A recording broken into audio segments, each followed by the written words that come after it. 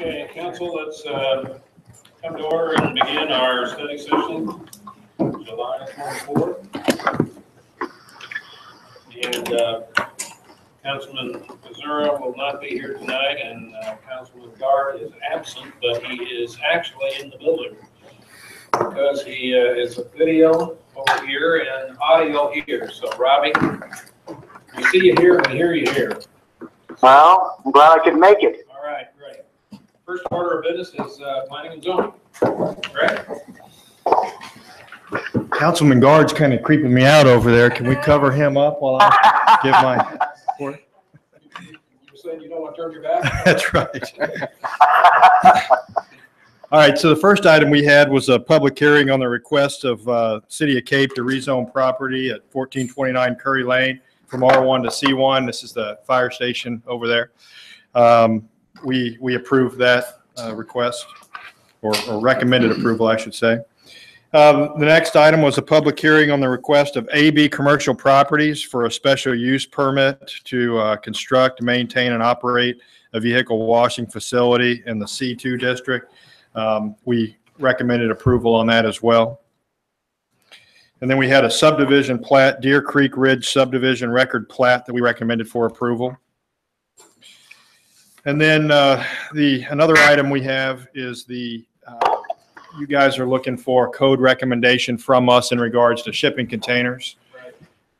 And at this last meeting, we were able to give staff guidance on what we are looking for.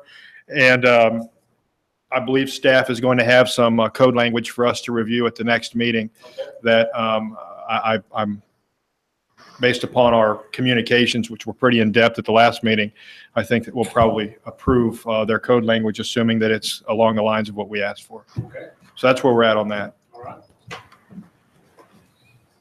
That's it? That's all we had, yeah. Okay. Questions, council? Can you give a sense of where things are headed with the containers? You see it? Yes. It's quite complex the way we broke it down. Ryan did a great job of kind of helping us get through it, because every single zoning district, we went through each one of them, and we essentially determined whether or not it should be permitted or maybe, you know, either permanently or temporarily. And the gist of it is that in none of the zoning districts are we recommending that permanent, it should be used permanently by essentially right. Some of the districts we recommended that it could be used they could be used temporarily with a special use permit. And then I believe in one of the districts we recommended it could be used for permanent occupancy with a special use permit. Right, Ryan? Ryan, does that sound about right? Involving. Yeah, it's very complex and involving, but the gist of it is that nowhere will one be able to be used by right only for permanent occupancy. Okay. So More to come. You do anticipate it being on the August agenda? and they did have code language for us as you requested a month or two ago, but we still had some issues that we had to go through as a commission to resolve. But we think that we have resolved all of our issues, and now the ball's back in their court. Yeah, we've had some good feedback from the community, from the construction industry and businesses that sell or rent out shipping containers. They've given us some recommendations for some language changes. Okay. Even different from what was discussed at the commission. So Okay. that's how we're structuring the draft amendment, and that's what we'll discuss at the meeting on 9. Any others? Okay. Thank you. All right. Have a good evening. Anyone here to appear before the council on any item that is not on the agenda? Kind of feel like, yep.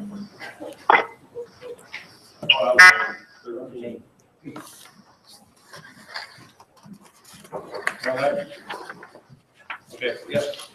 Hi, I'm Debbie Lady Stefano, I'm Audrey Geralds. and we came to present the possibility of a grant that we'd like the city to consider applying for. We in particular would like to have an interest in a climate grant, but Audrey's going to explain it. It's a Bloomberg grant that recently came out, and it has a fairly quick deadline, so we wanted to present it to you as a possibility along with some ideas. Oh, hold on. Let me get us the copies. If you want to go pass those out. Okay, can you hear us okay? Okay. The competition is Bloomberg, sponsored by Bloomberg Philanthropies. It's a nationwide contest, and the application, you actually have to put in, it'd be the mayor, who would be the person that would be applying on behalf of the city. It is for cities. There's a timeline, so you would reserve your city spots by August 18th. It's a real short thing that you have to fill out. It's like the first couple pages, or where you fill out that you're applying on behalf of the city. So the timeline is by June 26th, that's through August 18th, you reserve your spot. The first 300 cities to apply would get this RSVP thing where you kind of get to go to this big group, and we've missed that. There's already been 300 cities that have applied, so disregard that. But you still have till August 18th. Cities that complete the initial application describe an urgent challenge and how they will tackle that challenge in an innovative way. The next step would be in January, 35 champion cities would be awarded up to $100,000 to begin to bring their ideas to life. And then the champion cities will test and refine these ideas, creating a coast-to-coast civic solutions laboratory. So that $100,000, I know when you're thinking of big innovative plans, it's not a lot, but that's actually a planning phase. And you get to work together with other cities during an intensive workshop with innovation experts and leading urban practitioners from a global network from Bloomberg Philanthropies. And here's where competitors become collaborators as cities help one another to improve their ideas. So you're working collaboratively with 35 other cities. Then you pull it all together. So by about this time next year, you would refine the idea after the testing phase, submit a more detailed application, and then the winners are announced in October of 2018. Grand prize would be awarded $5 million, and that was, I think, Providence, Rhode Island won that last year for an idea which is in the very back of your packet. And then 4 cities each would win $1 million to bring the idea to life. I think it's wide open really as far as where it could go. Of course, you know, climate is kind of our thing, but there's all different ideas that could win this. In the back, there's a whole lot of other stuff. I don't want to bore you to tears. But in the back of your packet, you have 3 of the winners from last year. Providence, Rhode Island won the $5 million. And that was, and then Santa Monica won one. That was kind of a well-being project for their citizens. And then there was one, Chicago created some data sets that helped with their city to harness the power of information in an innovative way. I know we've got the tech thing going on downtown. I don't know a lot about techie stuff, but I know a lot about grants. I work in the grants office at Southeast Missouri State University. So this is how my colleagues and I came across this, and we just thought it'd be a real good idea for the city. And with budgets being kind of as they are, it's not often that we come across ideas like this, you know, to get money for generating some innovative ideas. So really, we're just asking if you'd apply by August 18th. And then we do have some suggestions, but go ahead. We'll let staff review it and Okay. go. Could potentially be connected to the purpose-built communities approach that we've been exploring. That might be a way to connect it to something we already have some impetus on, and it could, you know, connect to sustainability and relating to maybe some of the ideas you were bringing to us as well.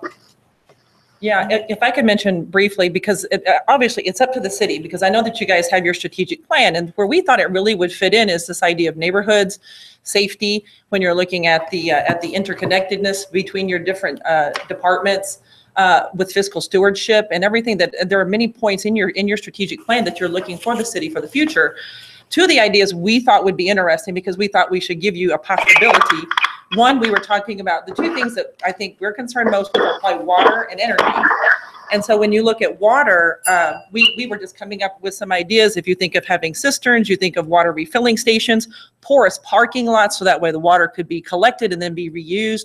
When you think of the type of landscaping that we're doing in the city, education about water usage, et cetera.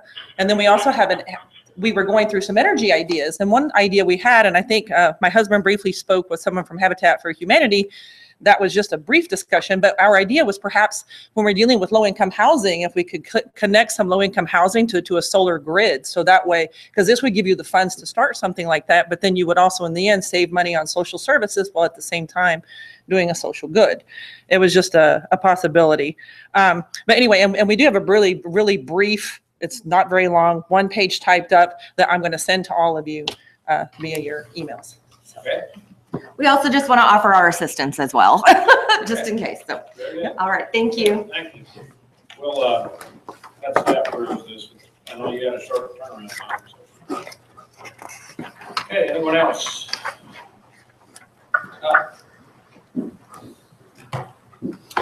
City Council, thank you. My name is Scott Thomas. I'm the General Manager of KFES Television. I'm here tonight it's all right. To talk about the adoption of Appendix M of your 2015 IFC, which is the International File Code in the city of Cape Girardeau.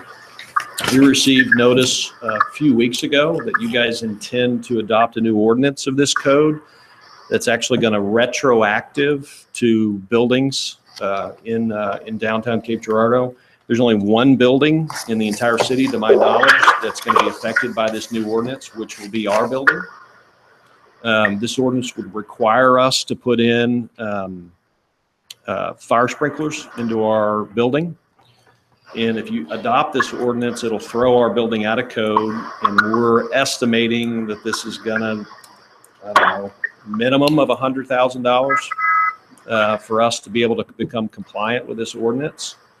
It would also affect the 6 tenants that are businesses, and then another 5 tenants that are electronic tenants for our building that are all of their equipment is warehoused in our 13th floor.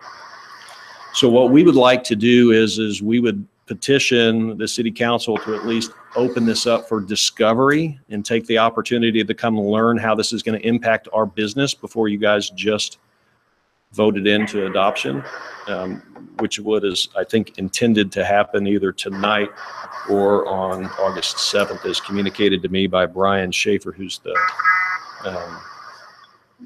fire chief. I guess we've been working with you since 2015 to kind of get a plan from you together.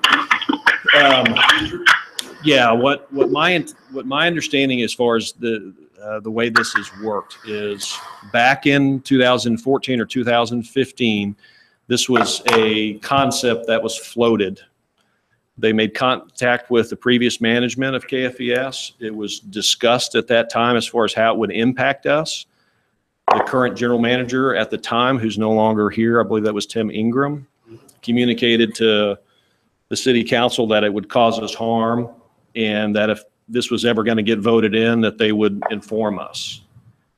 To my knowledge, that did not happen. So we gave them an opinion, and this is pretty much going to get passed without a discovery. No, that's not my understanding. Okay. As far as I know, we never heard that from KFES. That I'll ask staff if they heard that, because I did not. We did talk about it. It wasn't, I think we're informed that it wasn't just a concept. It was something we were pursuing and did, in fact, in public. Like this thing tonight is just kind of the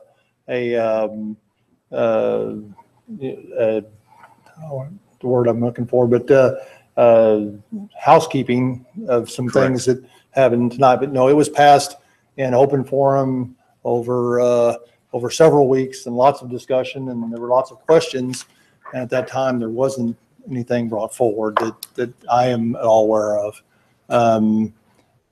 We have repeatedly asked KFES to come up with a plan because that's what the code requires.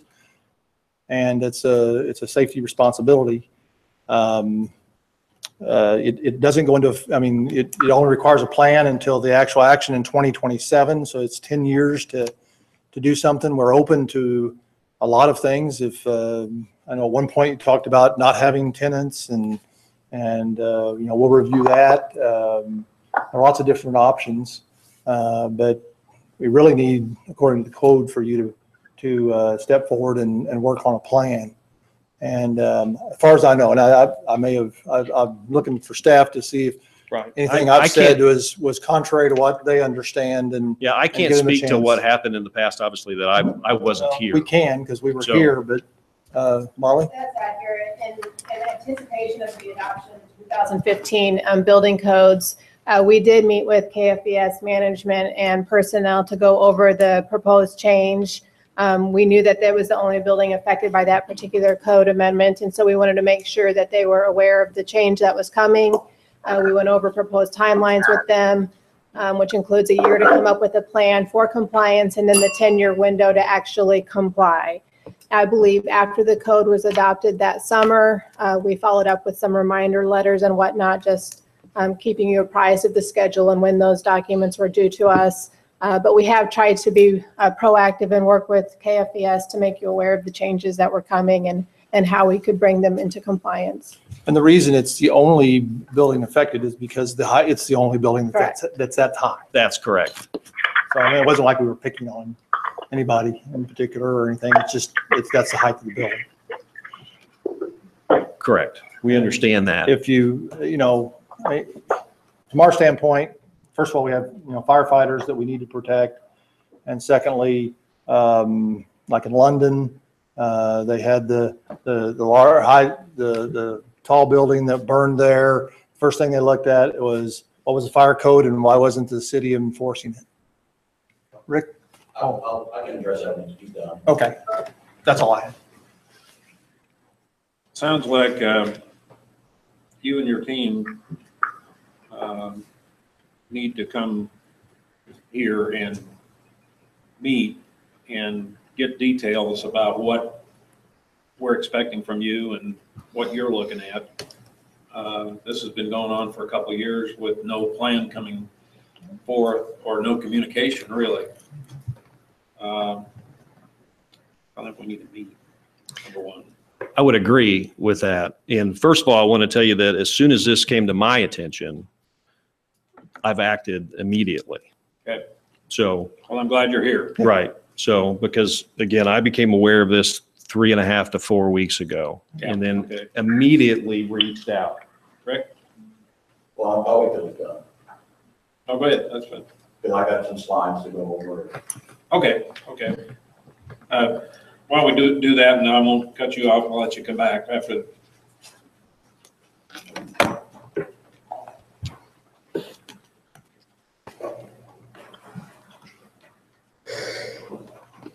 Well, Rick Ennis, the fire chief, Brian Schaefer is my fire marshal. We did meet with Molly, with, I guess, previous KFES management and also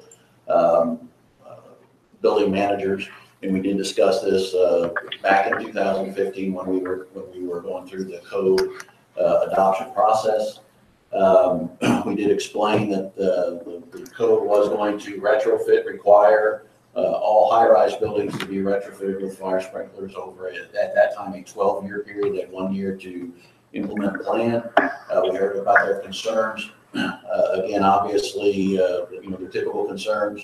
One of their largest concerns of all the electronics on the 13th floor and what a fire sprinkler system will do to that. And we told them at the time that, you know, there's other options for fire suppression systems besides water-based systems. Isle of Capri has a chemical in their electronics room because they're just as concerned as electronics. You know, the unfortunate reality of code adoption and fire sprinklers is it usually follows this process in the 35 years that I've been involved in it.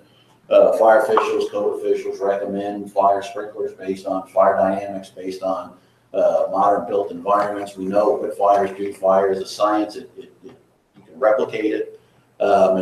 Basically, fire gives off heat, water absorbs heat. The trick is to put the water on the fire faster than the heat's being produced. And the best way to do that is as soon as the fire starts with fire sprinkler systems.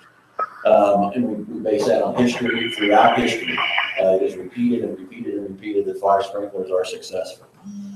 Builders, developers, building owners usually resist fire sprinklers based on cost and odds. $100,000, there's always an expense. It's always looked at as an expense and a cost and something we can't afford. And the odds are we're never going to have a fire in our building. That's just, the KFES tower has never had a fire in it. Chances are it never will have a fire in it. And why do we want to spend money on something that everybody, including fire officials and code officials, hope we never have to use?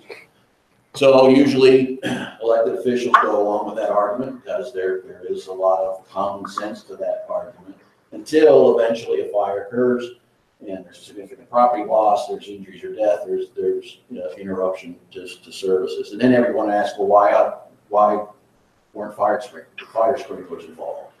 And as Mr. Meyer started to allude to, we just had a couple recent incidents that drive this home. When you're familiar with the Grenfell apartments in London, that 79 people, this is a 24-story building with several apartments in it. Over 100 people occupied the building, 79 fire deaths. A fire started on the lower floor in the refrigerator that could have been controlled by a sprinkler system. One sprinkler head, but the building did not have a sprinkler system in it. Once the fire occurred and everybody was, again, within days, people started questioning why fire sprinklers weren't installed, and things started to come out that there was talk prior to retrofitting these towers with fire sprinklers after other fires in the London area caused deaths to civilians and firefighters. But it was deemed as it cost too much, it's impractical, we can't do that. And now in retrospect, after the fact, now they're talking about retrofitting fire sprinklers. The London Council just passed an ordinance that they're going to go back and retrofit 25 other similar towers in the city because of this. It just happened again less than 10 days ago in Honolulu. An apartment building caught on fire, three fire deaths. And again, I'll point out that I gave equal time to CNN and Fox News there. But again, in retrospect, after the fact, they're looking back at there was recommendations from the fire department prior that fire sprinklers should be retrofitted into the building. Those requests were denied because of the cost, and now after the fact, they're backpedaling and trying to pass ordinances in the city to retrofit high-rise buildings with fire sprinklers. KFES is certainly not Grenfell Towers or the high-rise apartments, the Marco Polo apartments in Honolulu. We realize that. It's a 12-story business building. It's not that large. One argument can be made that it's not that big of a building as far as the square footage. So why would we need fire sprinklers? And I would say that because it's not that large of a building in square footage, it would be relatively easier to put fire sprinklers in at relatively lower cost compared to some of these other buildings. It's ironic that one of the concerns is all the electronics in the building, and it's on the 13th floor. My concern is all the electronics that's on the building and on the 13th floor. We only have 15 firefighters on duty. Well, I've always said that's the minimum of the minimum of requirements. That's designed to fight 15 people to fight low or moderate impact fires, which are residential home fires and basically strip mall fires type buildings, small to medium commercial buildings, not large high-rise buildings. That's why we need built-in fire protection. I would ask the council to look at this and not say no because it costs too much, no because it's impractical, no because it's the only building that this it's going to impact, but say yes if we look at it as an investment instead of a cost. They still have 10 years to install the sprinkler system. The code officials realize that there is a cost and a hardship to retrofitting high-rise buildings with fire sprinklers. That's why they put the 2027 deadline on it, so this $100,000 in the expense, spread out over a 10-year period. I'm sure a smart businessman can figure out how to do that. We've worked with people in the past, whether they do some kind of financing, whether they do the project in phases. There's a lot of options there. And in fact, other buildings have done this. The Towers complex at SEMO University were built without fire sprinklers. After a couple of fires in the building, the university and the state decided to retrofit those buildings with fire sprinklers, and it was done over a 5-year period. During the summertime, they would take one dorm each summer and retrofit them. One of the reasons KFES Tower is the only building that will be impacted is it's the only one that is not sprinkled yet. All the other high-rise buildings we have in the city are sprinkled because they were either built with sprinklers or the property owners have already gone back and retrofitted them because it was the right thing to do ahead of the code requirement requiring them to do so. Another example of this occurring, the Anderson Guest House fire out by Springfield, Missouri. 32 elderly and mentally ill residents were killed in this fire on November 7th. I was looking for the date. 2006. As a result, 10 people died and 6 were injured. And as a result, the state passed legislation that required all group homes and residential care facilities had to be sprinklered within 5 years. That impacted buildings that were care facilities here in the city. Buildings as large as thank you, Chateau Girardeau. And we worked with them. Again, they were concerned, Chateau was concerned about the cost, the impact on residents. We worked with them over that 5-year period. They were allowed to do it in stages. And 5 years later, that building is now sprinkled, which is very reassuring to me and anybody who may live in that building. Another example is Frederick Street Manor, which is a much smaller 24-bed care facility. Had to put a fire sprinkler system in because of this requirement. They fought the requirement. At the last minute, they went ahead and installed the fire sprinkler system through retroactivity. And a year later, a resident with a fire in the bedroom, a single sprinkler head went off and put the fire out before we were ever on scene. So if this works, it's a good concept. This is kind of an ironic picture because I was just out today and I was looking and I took this photograph. Progress, they say beauty is in the eye of the beholder. Progress is in the eye of the beholder. Everybody looks at this and sees different things in our downtown area. What's very exciting progress, very exciting updates occurring in these older buildings that at one time when we questioned what in the world we were going to do with them. The old H&H buildings being turned into a Marriott hotel. You know what's going on in the Marquette Towers. These buildings are all being retrofitted with fire sprinklers.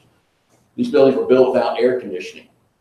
But as they were renovated, air conditioning was put in. These buildings were built without Wi-Fi.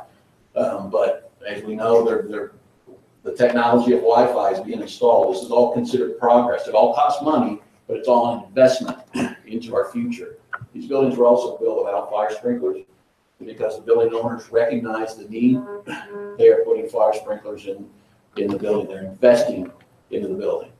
I look at this just right down the street, all 3 buildings, 3 very challenging buildings for the Cape Girardeau Fire Department. 3 large buildings. They're not the small to moderate buildings that we're used to fighting fire, in which we are based our 15-person staffing on.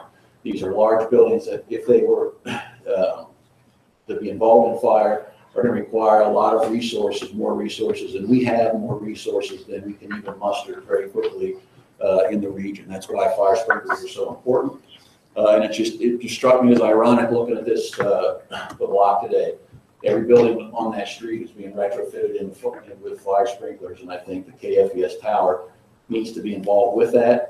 And again, we have 10 years to do it in. So I would encourage council to be proactive, to be progressive, and to look at this as an investment in our downtown future like we do everything else. And we're certainly willing to work with KFES on a plan, as we met with them 2 years ago and explained to them. We are willing to work with them on a doable plan to make this come to fruition. So my question now with staff is, what are we doing tonight that changes code as it relates to this subject? My understanding tonight is that we are just, it's a housekeeping. We made some changes previously. We had removed a reference to appendices or attachments, and this was one of those attachments. This is a coincidence, but obviously we didn't intend to get rid of the references. It was just dropped out when they made the changes, and so this just puts that back. I don't know if there's anything else to add, Molly. Hope that's correct. It was originally adopted when we did the code update in 2015. As you know, sometimes we come back and make tweaks, housekeeping items. We did one of those and inadvertently forgot the language that said and appendices. And so now we need to go back and make sure that that's included. It was never our intent to leave that out.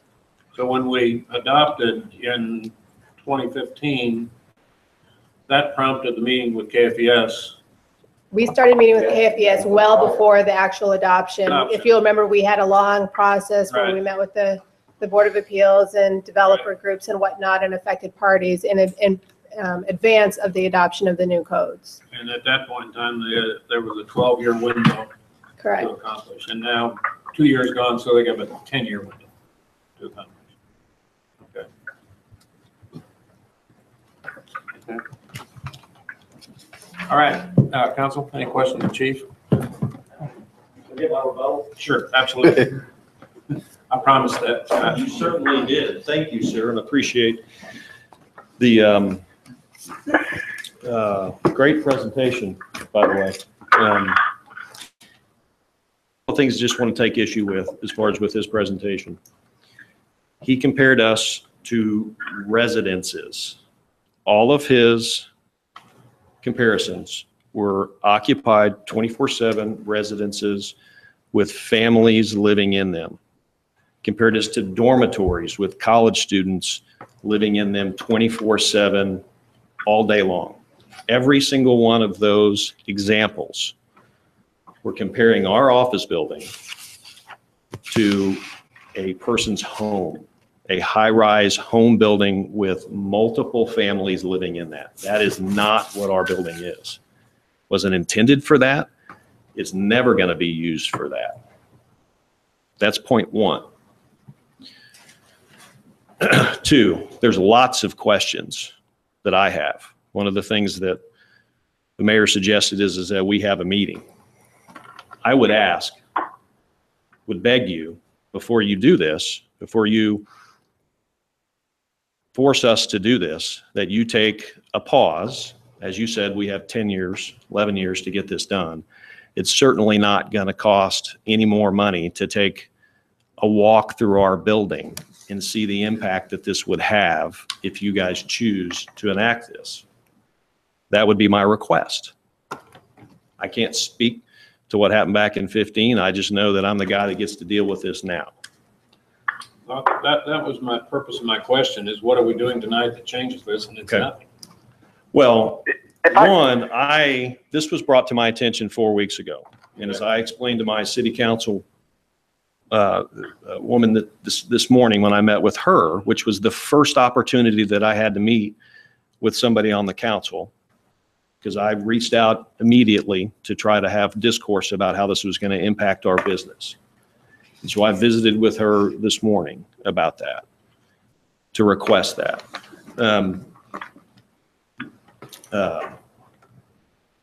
But when this was brought to our attention as far as how this would impact us, I questioned the legislation. So I brought that question to the fire marshal. then they discovered that you guys had not enacted the ordinance correctly. And because of my communication to the city, you guys are doing this tonight. That's the chain of events. So I'm working with you. I want you guys to work with me.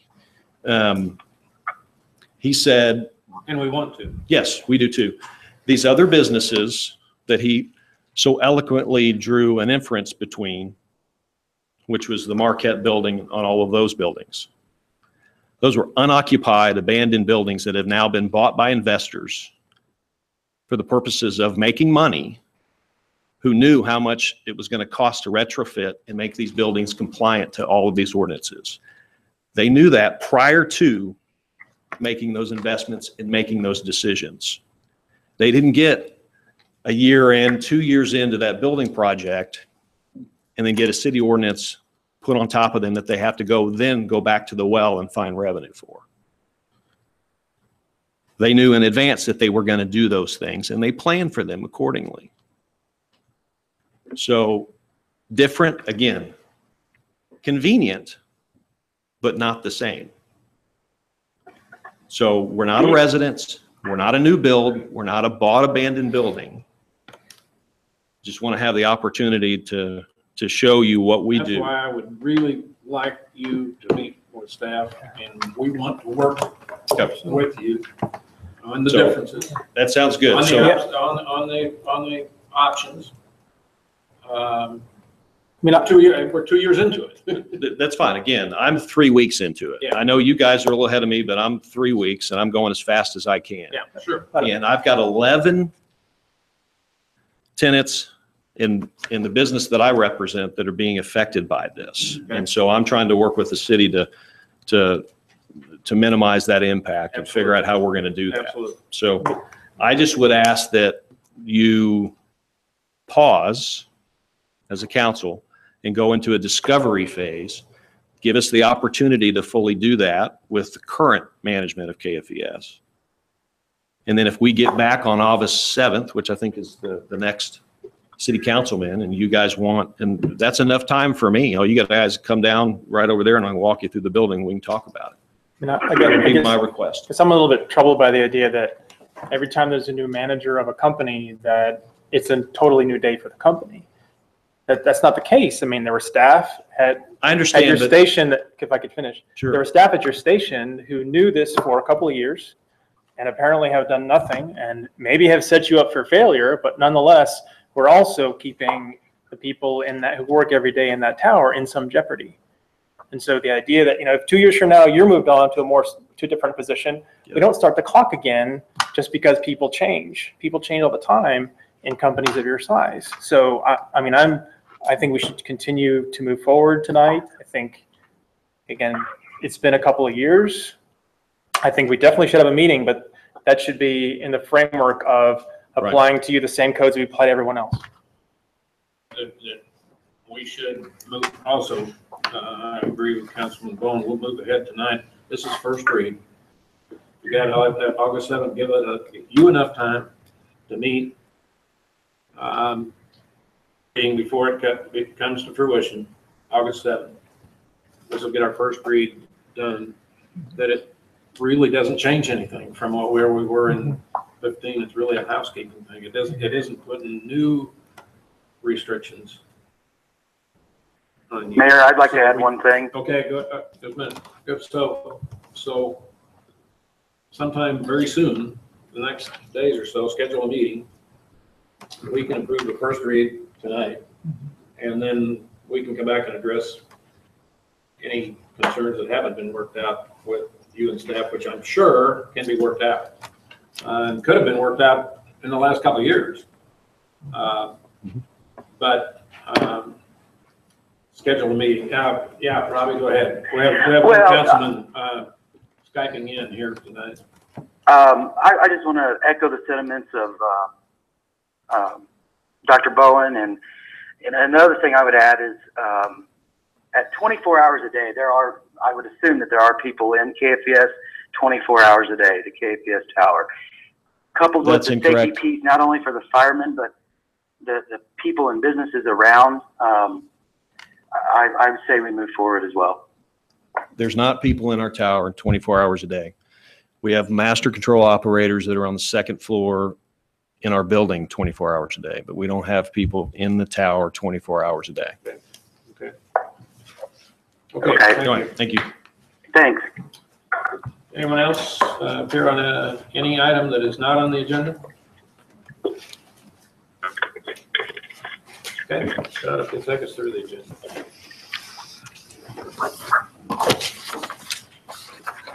All right, we have 4 presentations tonight. We're going to have a recognition of service for Councilman Bowen's last meeting. We're going to, I guess, let you go.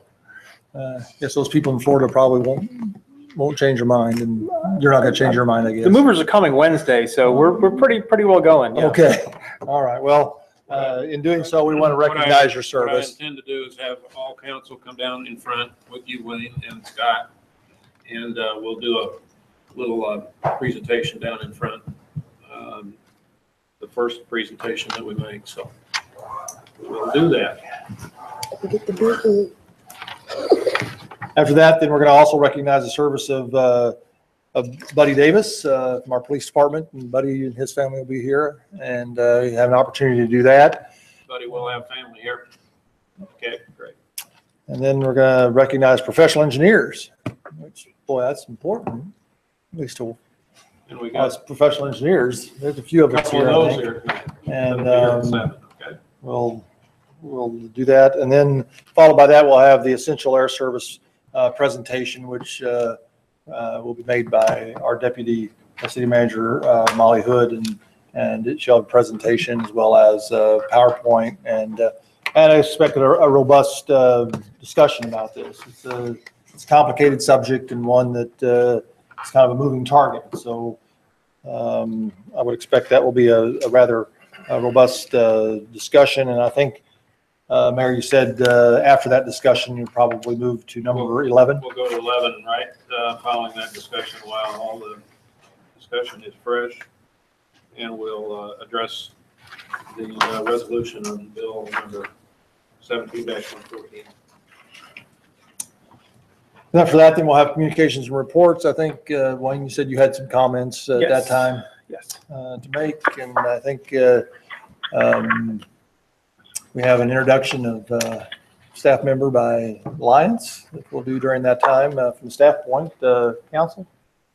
I want to talk about our Saturday event. It's the culmination of our K-9 project that we've been, Wes started on in January, I guess. This will be the culmination. It's going to be entertainment. It's going to be a celebration of fundraising and friend raising for our K-9s. It's going to be truly a time of celebration. And then I want to talk about Eclipse a little bit. I do have my Eclipse tie on tonight, so I want to talk about the Eclipse that's coming quick, August 21st. So those are my two. Others? Shelley, you have anything? All right. Executive staff will do the introduction. We have no public hearings tonight. We have on the consent agenda, we have the minutes, and then we have the second and third readings of the exception for the alcoholic beverages. We have the temporary construction easements for the Boxwood culvert project, and we have the special use permit for kids, the rework of the kids on Broadway. We then have resolutions for the pedestrian crossing agreement with the Drury's Hotel Company. This is an agreement that with the additional traffic around the convention center, Drury has an employee parking lot across, and they wanted to, and at their own cost, will be putting up some signs to help their employees safely cross there with the additional traffic. They'll be doing it at their cost. Number 6 is a online plan submittal. This will streamline further our development services plan submittals and approvals. Excited about this. This is, if you remember when we did budget hearings and things, this is an item that council, you were very interested in to see accomplished this year to help streamline that process. So this is a step forward in that direction. Number 7 is to Gerster Electric regarding some LEDs, streetlight conversions. These were done in areas that could save us the most money. And so they're in some of our newer areas because some of our older areas are based on a different formula. And so I've been trying to work with Ameren to get them to come to the plate and let us replace some of those, because I think there's some significant savings we can get there as well. But these will have the quickest payoff, and so that's the reason we are in those locations. If you look at the map on our western side, that's going to be a significant change to LED. Well, I've noticed in some of the older areas, they have put the new LED lights. We've got one at the end of our street. And Ameren's done that at times when it's theirs, but Right. when it's ones that we're paying for, sometimes they're not as. well, maybe it was theirs. Yeah, but sometimes they do even And that. I know they're planning on moving some poles out of the creek up to the street, and they'll probably put one there. At the same time, you know, I'd ask about maybe putting a new street light down in the middle of the block because it's dark, and that would be a perfect time to do that. I don't know if they'll why would they put an old incandescent bulb there instead of the new ones? I don't know. I had some pretty long discussions with them about those things, and hopefully they will in the future not do it, because it saves them time, money. Saves them money. And as well as us, so. But we've got considerable, if you look at the map, considerable arterials and collectors, Yeah. and some key intersections also that are going to be solved with this item right here, that we're accepting the bid on tonight. Number 8 is the accepting the bids for Lexington Avenue. That project, I think, be excited to have that rehabilitation project move forward on Lexington. And then number 9 is a subordination deed trust agreement. This is our HERO program where we have a second on mortgage, and they were able to refinance and lower their payments, and so we have to remain the second rather than move it to the first position, and are willing to do that. Helps them and as well. So that's the items from the consent agenda that have not been removed. Are there any of these items you wish to remove, or have a conflict on these items, or wish to show your vote in one way or the other on these items? I'd like to remove number 2 from the consent agenda. Will do. Number 2, we will remove from the consent agenda. Are there any others? Number 10 is the resolution. When we adopt the agenda, council will have to show that amendment. All right. Number 10 is a resolution asking to do applications, an application to the Delta Regional Authority for a creative placemaking pilot initiative. This is the one that has the sculpture exhibit out of the rails, and it will take somewhere between 25 and 30,000 of matching funds, of which we've identified. If you wish to do that, they would come out of the Riverfront Fund. And so really it's a question of whether or not, in a discussion, I think, from council, whether or not this would be what your priorities are for the Riverfront Fund to move forward with that match in order to get the matching funds in order to do this project. So that's the framing the discussion, I guess. We don't need to have the discussion now, but that's the reason we took it off of the consent. Number 11 is the one with the EAS that we'll be going to directly after the presentation. And we have new ordinances. Number 12 is an ordinance for travel trailer cramps and mobile home parks. If you remember, several months ago, we discussed more regulation of these areas. And the first step is this one that requires them to have a license to run these camps and sets the fees. And so it allows us, it cleans that up and sets up the licensing. And once we have a license, then we can require people to do it, or we won't give them a license unless they do it. It also allows larger accessory structures as well. I think it doubles the size of allowed accessory structures, which is more in line with what's actually out there anyway. So that's first reading of that ordinance. Number 13 is regarding building codes that we just got through talking about. It's the housekeeping and adopts the appendices. Number 14 is a record plat for Route K, third subdivision. I think it takes two lots to one. Number 15 is the Deer Creek Ridge subdivision. That record plat takes, I believe it's 7 down to 5 lots. And then number 16 is an emergency reading of the ordinance to have an agreement with Cape County Transit Authority. In the past, we've done these yearly, and looking at it, we've paid the same amount to them for 10 years. We want to continue that, but rather than each year having the administrative cost of going a new agreement, we've said let's do a 5-year agreement that can still be stopped within 30 days warning and or 30 days advance notice. But we will take a first, second, and third reading, and it will take is that 5 affirmative votes to approve that. That's the new ordinances. Any questions regarding those?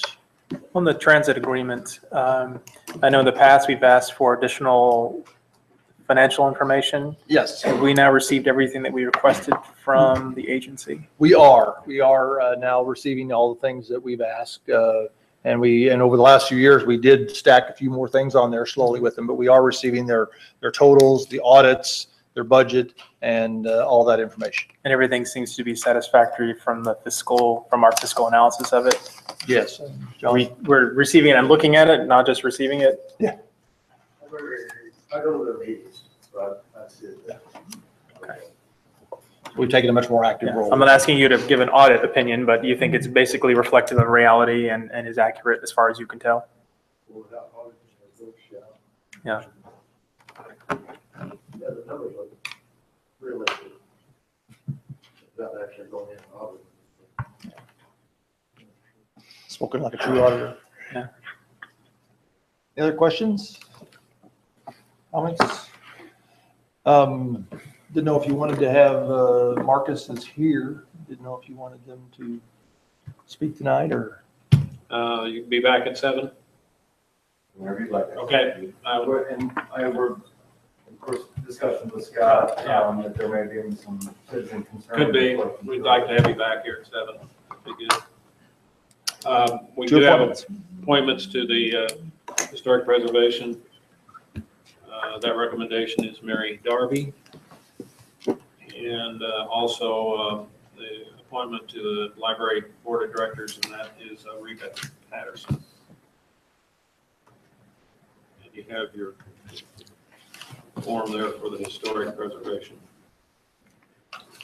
Council, anything else to come before our study session?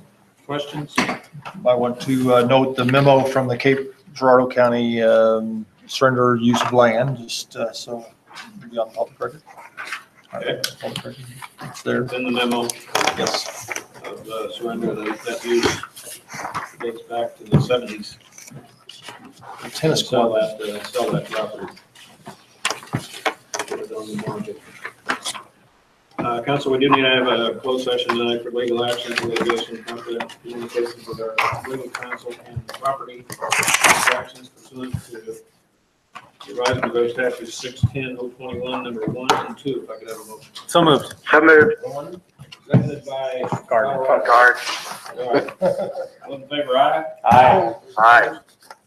Okay, we'll reconvene at 7 p.m.